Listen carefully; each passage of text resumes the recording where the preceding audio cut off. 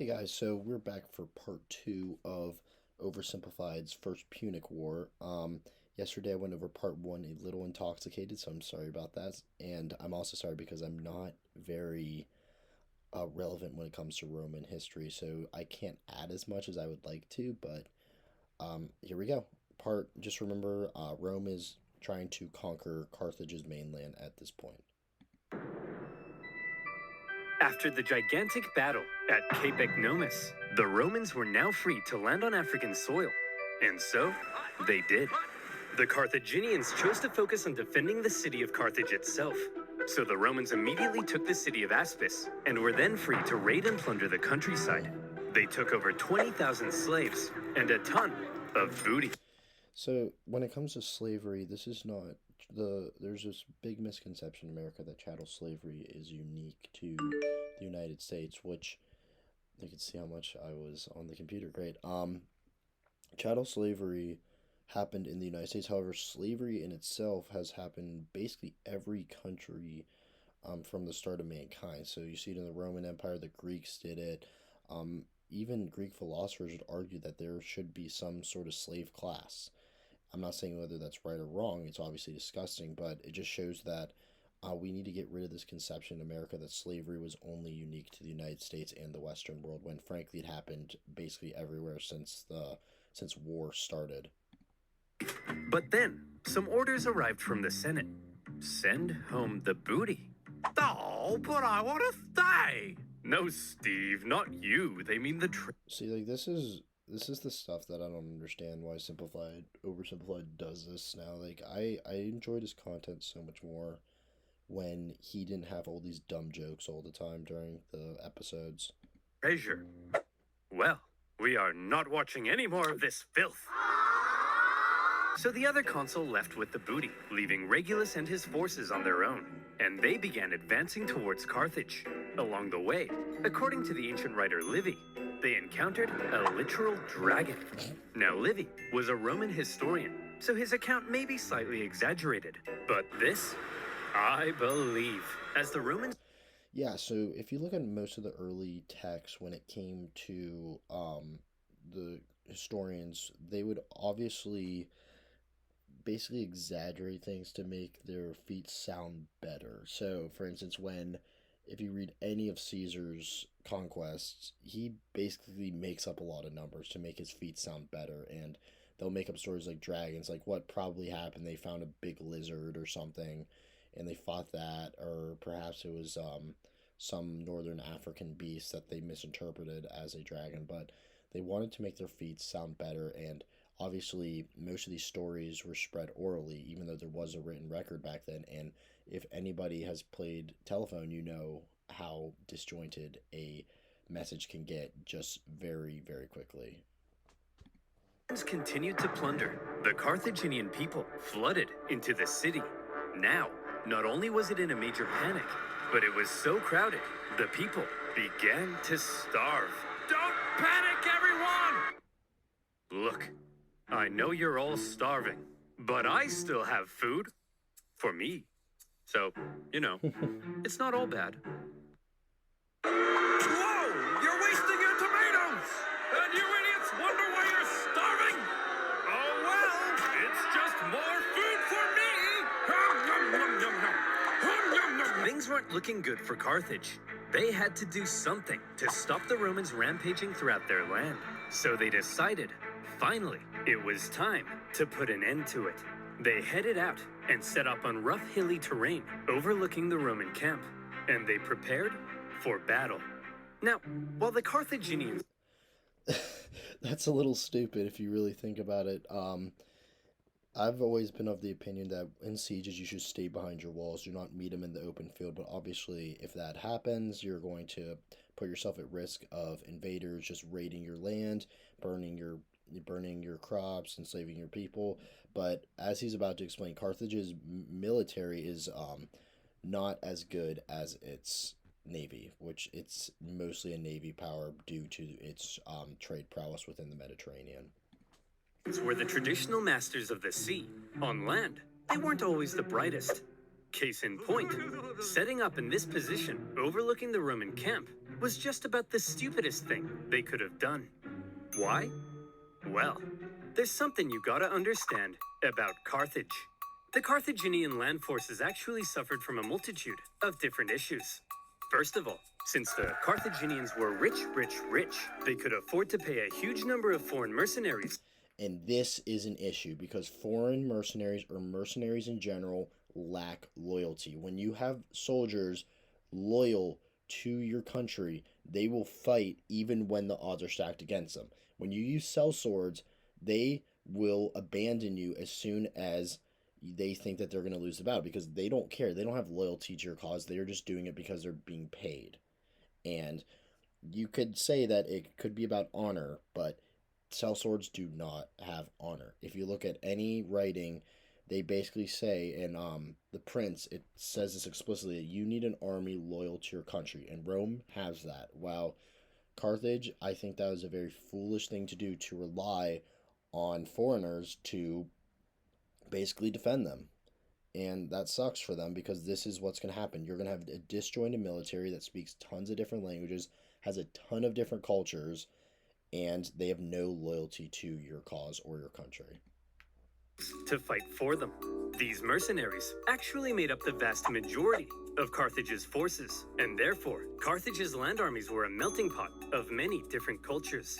This, however, meant that if a battle wasn't going their way, there could be loyalty issues.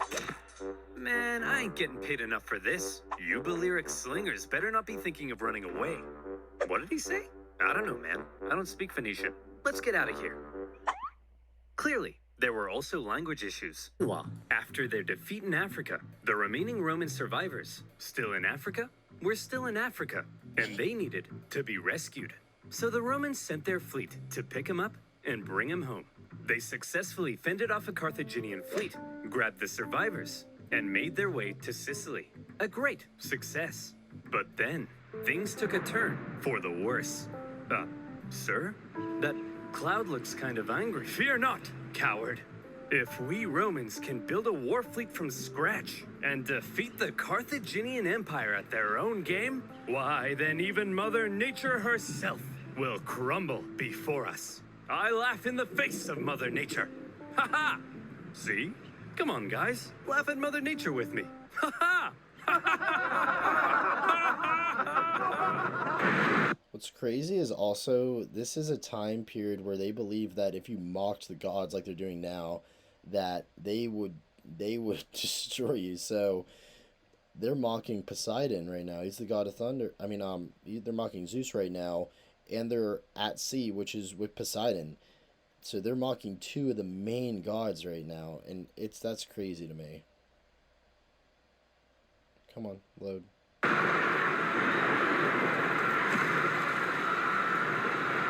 284 ships, nearly 80% of the Roman fleet was destroyed. Wow. As many as 100,000 men drowned in a terrifying act of nature. Never before had Rome lost so many men in a single incident. 100,000 casualties for any other nation would be crippling. Any other nation would hastily sue for peace. Any other nation would spend decades trying to recover.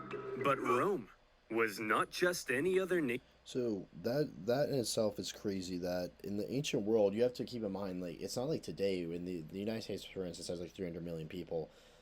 That's not the case back then. In the ancient world, you don't have that many people. 100,000 soldiers, sailors trained, 80% of your fleet. That is insane. Rome should have been crippled, and frankly, Rome should have been forgotten after an incident like this. If they were ripe for conquest, they had no military, they had very few naval power left. That this is absolutely insane that they were able to recover from this. Nation, infamous for its unrelenting determination in the face of overwhelming odds. Rome said, well, I guess we'll just have to build another fleet. And they did. In just 3 months, they built 220 more ships. Wow. An astonishing feat.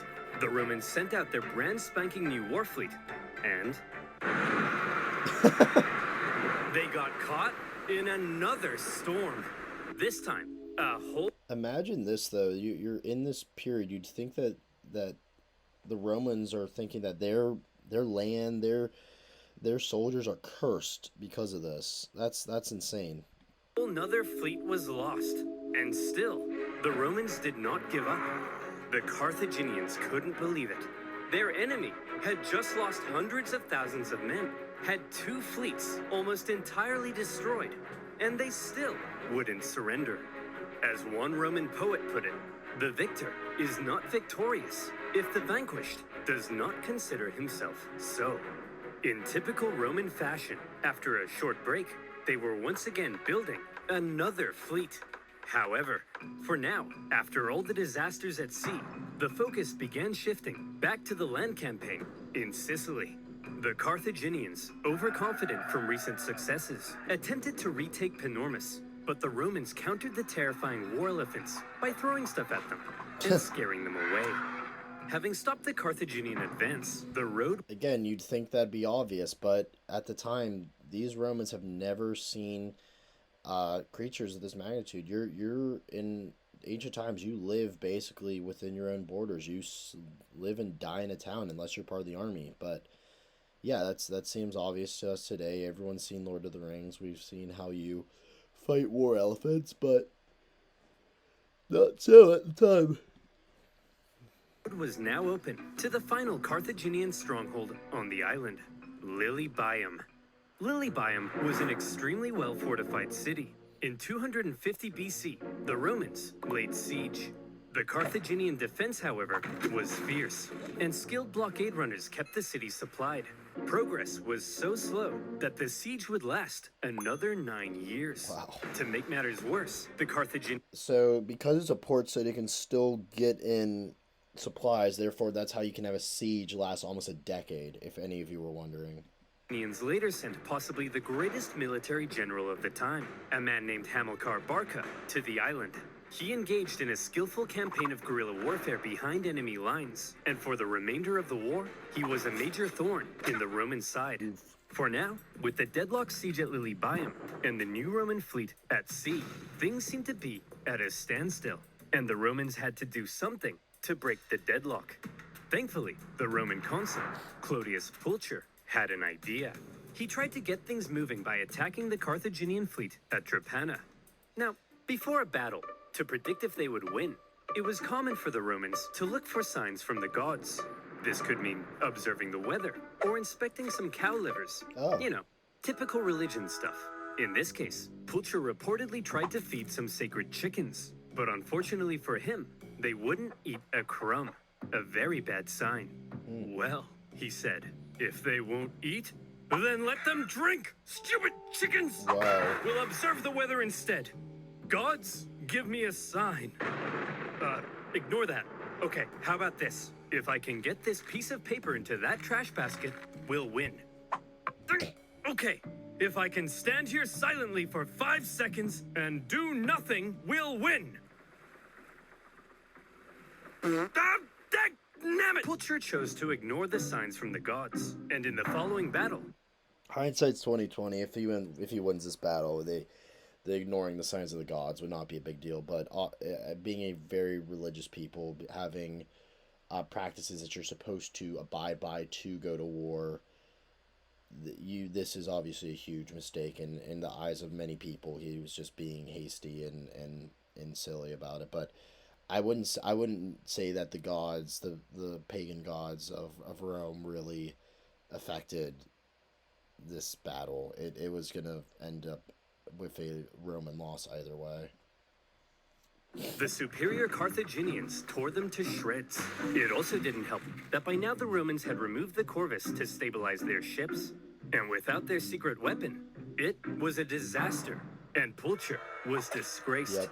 To make matters worse, the victorious Carthaginian fleet then went on to intercept a Roman supply fleet on its way to Lilybaeum. As they approached, however, they saw the signs of an incoming storm, so they took shelter. The Romans, on the other hand, said, "Onward, men! Wow. Set sail! We've got to deliver these supplies stat!" But sir, those clouds, don't you think we ought to have learned our lesson? And you'd think that after multiple instances of them literally losing their fleet to storms, they would know how to handle a storm, how they would they would see the signs, but obviously not. They have not learned from their mistakes yet. And by now?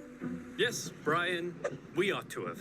But we haven't. Another fleet and 50,000 men lost in another storm. Disaster. Now, at this point, there still really isn't a clear winner. Sure, the Romans have captured most of Sicily and cornered the Carthaginian land forces at Lilybaeum, but the continued disasters at sea were critically depleting their resources, and without a strong fleet, Rome could not win. Meanwhile, Hamilcar Barca was still knocking about and creating even more problems. So, where do we go from here? How does this war finally end? Another It's been fighting for.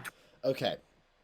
Keep in mind, World War II occurred from 1939 to 1945. The American Revolution was about 10ish years. World War I was like 6 years. This has been going on for 23 years. Imagine fighting in a war. Imagine if Hitler's Germany was allowed to run with impunity for 23 years. This is crazy how long this war is lasting. And we see today, like, we have like World War II scholars that research the war, and it's just absolutely mind-boggling to me that those 5 years can get so many casualties. But we don't realize that in ancient wars, like the 100 Years' War, obviously the Punic War, many other ancient wars, there wasn't victories over a 2 to 3 year period. It was victories over decades, and that's just insane. 23 years. They were exhausted. Yeah. Their money, their resources, their strength were all utterly spent. The Carthaginians in particular were eager to see the war end so they could get back to trading and making money. So after the latest Roman disaster at sea, they said, look, there ain't no way in heck the Romans can come back again. They can't possibly afford to build another fleet. They will. They're done. That's it. Recall the navy, repurpose them as merchant ships, and let's get back to making some money. Assuming the Romans would soon make peace, an anti-war faction within the government recalled a large portion of the navy, leaving Hamilcar on his own. The victors appeared to be declaring themselves victorious. Meanwhile, the vanquished were getting ready for round 5. The Romans built another fleet, this time heavily relying on patriotic donations from the upper classes to afford it.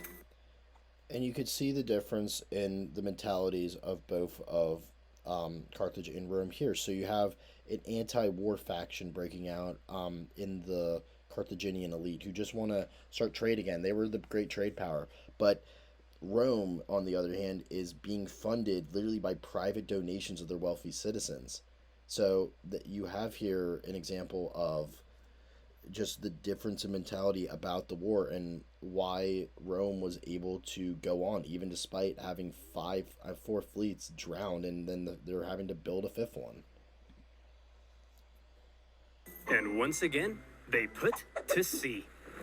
Sir, the Romans have built another fleet. Oh, for goodness sake, Clarence, can't you see I'm busy rolling around in this pile of money? But sir, I don't care anymore, Clarence. I just don't care.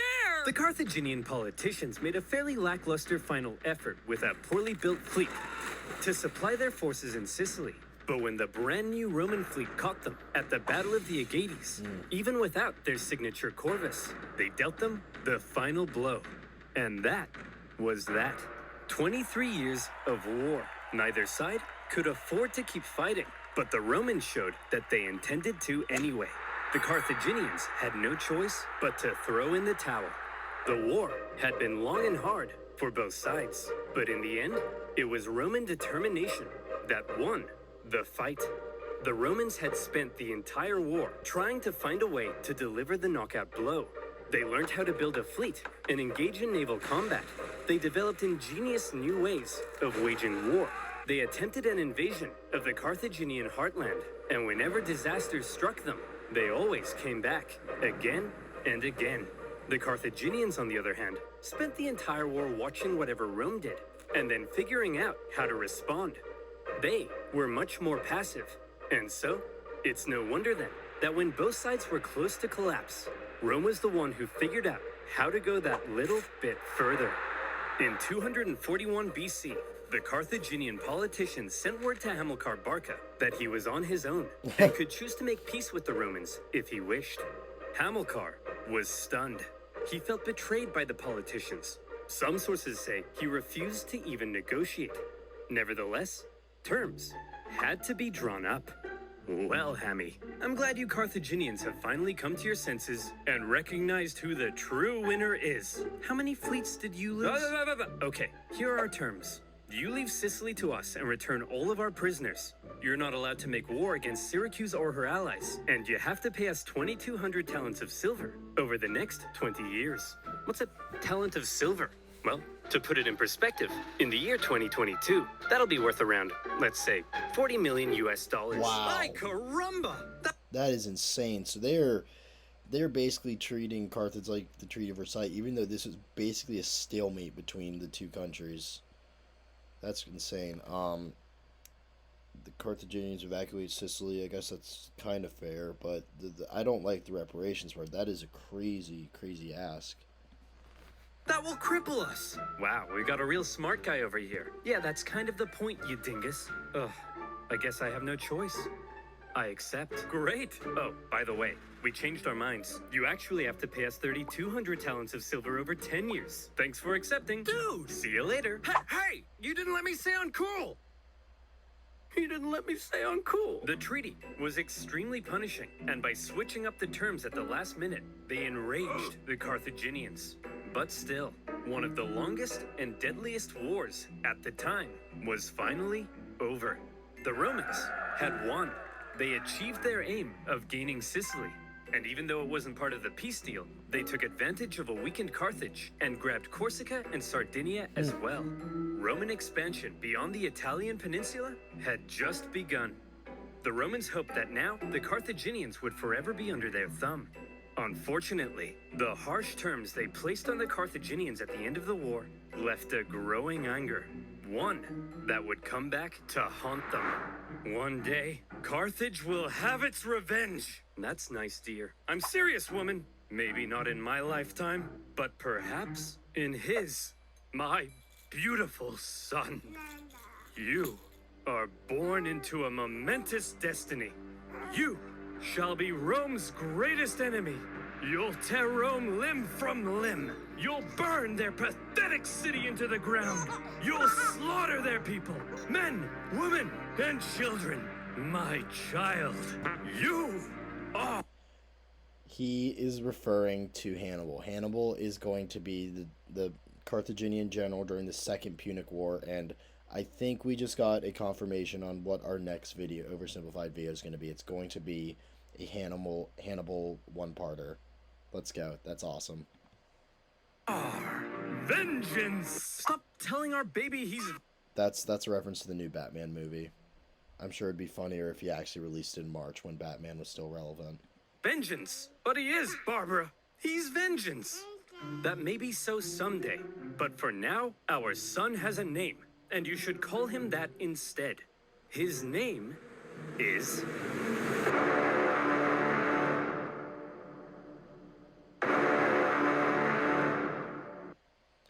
So, the Second Punic War, it's coming soon. I wonder what soon is, though. How soon are we gonna get it? That was good, though. I wish you would slow down on the comedy, but if we can get a Second Punic War video within the next month, that would be excellent.